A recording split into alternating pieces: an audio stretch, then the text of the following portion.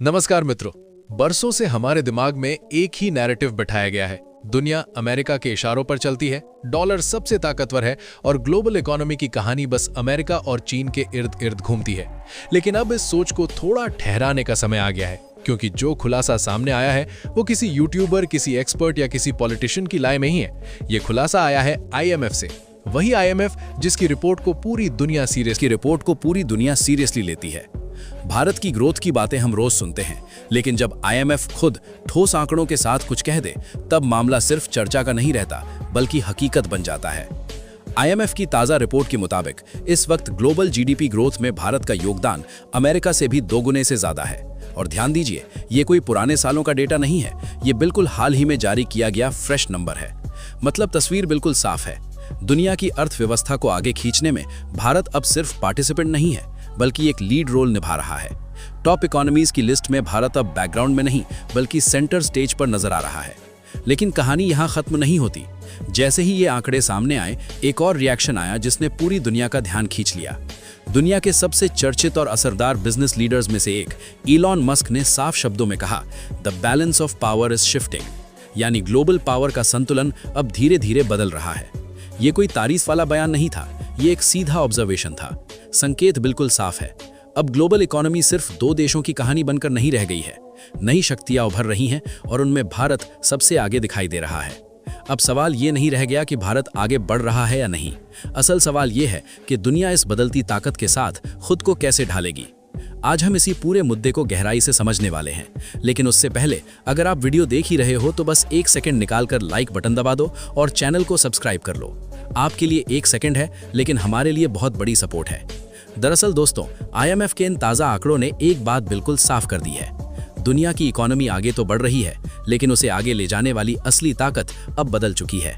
आंकड़े सामने आते ही पूरी तस्वीर एकदम क्लियर हो जाती है। फिलहाल चीन अभी भी रेस में सबसे आगे खड़ा है। ग्लोबल इकोनॉमिक ग्रोथ में उसका योगदान करीब 26.6% का है। लेकिन असली चौंकाने वाली बात यहां से शुरू होती है। चीन के ठीक पीछे अब भारत आ चुका है। भारत अकेले करीब 17% की हिस्सेदारी निभा रहा है। अब जरा नजर डालिए अमेरिका पर। वो तीसरे पायदान पर है, सिर्फ 9.9% के साथ। यानी जिस देश को दशकों तक दुनिया की इकोनॉमी का सरताज माना गया, आज उसी ग्लोबल ग्रोथ में भारत उससे कहीं आगे निकल चुका है। IMF की रिपोर्ट इस मामले में कोई गोलमोल भाषा नहीं इस्तेमाल करती। मैसेज एकदम साफ है। इस वक्त अगर दुनिया की इकोनॉमी को सबसे ज्यादा ताकत मिल रही है, तो उसका सबसे बड़ा सहारा भारत बन चुका है। सीधे शब्दों में समझिए, अगर ग्लोबल इकोनॉमी आगे बढ़ रही है, तो उसमें भारत की हिस्सेदारी सबसे दमदार दिखाई दे रही है। अब एक और बेहद अहम आंकड़ा देखिए। जब भारत और चीन को एक साथ जोड़ा जाता है, तो दुनिया की कुल ग्रोथ का करीब 44% हिस्सा सिर्फ इन्हीं 2 देशों से निकलता है। यही वजह है कि इसी डेटा को देखने के बाद एलॉन मस्क ने एक छोटा लेकिन बहुत गहरा कमेंट किया, the balance of power is changing. मतलब साफ है, दुनिया की आर्थिक ताकत अब धीरे धीरे पश्चिम से खिसककर एशिया की तरफ शिफ्ट हो रही है। और इस बदलाव में भारत सिर्फ दर्शक नहीं है, बल्कि खेल का एक बेहद अहम खिलाड़ी बन चुका है। इस वक्त ग्लोबल इकोनॉमी की तस्वीर थोड़ी अजीब नजर आती है। जिन देशों को सालों तक सबसे ताकतवर माना गया, आज वही खुद जूझते हुए दिखाई दे रहे हैं। यूरोपियन यूनियन इसका सबसे बड़ा उदाहरण है। कागजों में आज भी बड़ा नाम है, लेकिन जमीनी हकीकत में उसकी रफ्तार काफी धीमी पड़ चुकी है। अब जर्मनी को ही देख लीजिए, जिसे दुनिया की टॉप इकोनॉमी में गिना जाता रहा, आज वही देश ग्लोबल इकोनॉमिक ग्रोथ में 1% भी योगदान नहीं दे पा रहा। हाँ, आंकड़ा है सिर्फ 0.9%। जिस देश की फैक्ट्रियां कभी पूरी दुनिया की जरूरतें पूरी करती थीं, आज वही देश ग्रोथ के मामले में लगभग ठहरा हुआ नजर आता है। इसका मतलब बिल्कुल साफ है, यूरोप में इंडस्ट्री दबाव में है, कंपनियां पलायन कर रही हैं, मैन्युफैक्चरिंग कमजोर पड़ रही है और पुराने इकोनॉमिक मॉडल अब काम नहीं कर रहे। अब यहीं से असली सवाल जन्म लेता है। जब अमेरिका थकता हुआ दिख रहा है, यूरोप की रफ्तार सुस्त पड़ चुकी है, तो फिर भारत की गाड़ी इतनी तेज कैसे दौड़ रही है? यही वजह है कि एलॉन मस्क का वो बयान इतना चर्चा में आया। वो लाइन किसी जोश या इमोशन में नहीं बोली गई थी। उसके पीछे ठोस फैक्ट्स और गहरी समझ छुपी हुई है। भारत की इकोनॉमी में एक ऐसा सेफ्टी सिस्टम मौजूद है जो बाहर से नजर नहीं आता, लेकिन अंदर से बेहद मजबूत है।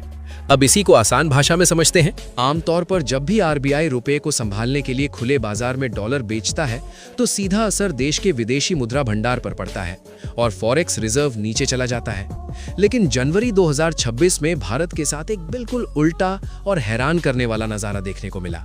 रुपया दबाव में था, आरबीआई लगातार डॉलर बेच रहा था, फिर भी देश का फॉरेक्स रिजर्व घटने की बजाय और मजबूत होता चला गया। यही बात एक्सपर्ट्स को चौंकाने वाली लगी, क्योंकि आम हालात में ऐसा लगभग कभी नहीं होता। इसका मतलब बिल्कुल साफ है, भारत में बाहर से लगातार पैसा आ रहा है और देश की इकोनॉमी अंदर से भी जबरदस्त कैश जनरेट कर रही है। कुछ समय पहले तक भारत का विदेशी मुद्रा भंडार करीब 700 बिलियन डॉलर के आसपास घूम रहा था, लेकिन ताज़ा आंकड़े बताते हैं कि ये बढ़कर लगभग 790 बिलियन डॉलर के करीब पहुंच चुका है। ये अब तक का सबसे ऊंचा स्तर माना जा रहा है। अब सवाल उठता है कि इसका असली फायदा क्या है। इसका सीधा मतलब यह है कि अगर कल को ग्लोबल मार्केट में बड़ा झटका भी लगे तो भारत के पास उसे झेलने की पूरी ताकत मौजूद है।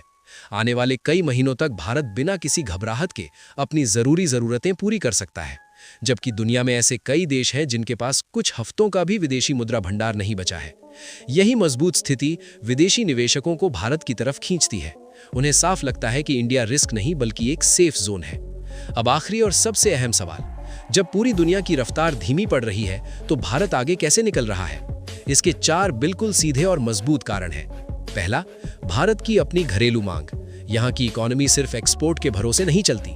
दूसरा, इंफ्रास्ट्रक्चर, सड़कें हो, रेलवे हो या पोर्ट्स, हर जगह लगातार बड़े स्तर पर निवेश हो रहा है। तीसरा, मैन्युफैक्चरिंग, मेक इन इंडिया अब सिर्फ भाषणों और पोस्टरों तक सीमित नहीं रहा, बल्कि सीधा फैक्ट्री फ्लोर पर दिख रहा है। और चौथा, भारत की युवा आबादी। वर्किंग एज ग्रुप में भारत आज दुनिया के ज्यादातर देशों से कहीं आगे है। इसीलिए जब बाकी देश ब्रेक दबा रहे हैं, भारत अभी भी एक्सेलरेटर पर पैर रखे हुए है। आईएमएफ की रिपोर्ट को अगर आसान शब्दों में समझें तो एक बात बिल्कुल साफ निकल कर आती है, जहां दुनिया के ज्यादातर देश स्लो हो रहे हैं, वहीं भारत की फैक्ट्रियां तेजी से चल रही हैं। ग्लोबल ट्रेड में भले ही सुस्ती हो, लेकिन भारत की मैन्युफैक्चरिंग ग्रोथ अभी भी कायम है। अब जरा अमेरिका की तरफ नजर डालते हैं। इस वक्त अमेरिका पर करीब 38 ट्रिलियन डॉलर का भारी भरकम कर्ज चढ़ा हुआ है। अगर भारत की बात करें तो हमारी अर्थव्यवस्था उधार नहीं बल्कि मेहनत, उत्पादन और मजबूत सिस्टम के दम पर आगे बढ़ रही है। आज भारत दुनिया के सबसे बड़े विदेशी मुद्रा भंडार वाले देशों में शामिल है। चीन, जापान और स्विट्जरलैंड के बाद भारत ने अपनी मजबूत जगह बना ली है। अमेरिका को अलग रखना ही ठीक है, क्योंकि डॉलर की छपाई वहीं से होती है। अब करंट अकाउंट डेफिसिट को समझना जरूरी है, यानी देश की कमाई और खर्च का अंतर। फिलहाल ये करीब 1.3% है। एक्सपर्ट्स मानते हैं कि अगर ये 2% से नीचे रहे तो अर्थव्यवस्था सुरक्षित मानी जाती है, यानी भारत की फाइनेंशियल स्थिति पूरी तरह कंट्रोल में है। ग्लोबल तनाव, सप्लाई चेन की दिक्कतें या अमेरिकी दबाव, इन सब के बावजूद भारत को स्थिर बनाए रखा है उसका सर्विस सेक्टर और विदेशों से आने वाला रेमिटेंस।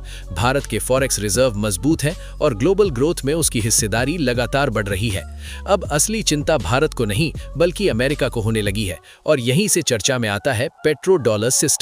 दशकों तक तेल का कारोबार सिर्फ डॉलर में होता रहा, जिससे डॉलर की डिमांड बनी रही, लेकिन अब हालात बदल रहे हैं। ब्रिक्स देशों के बीच दूसरी करेंसी और नए पेमेंट सिस्टम को बढ़ावा मिल रहा है।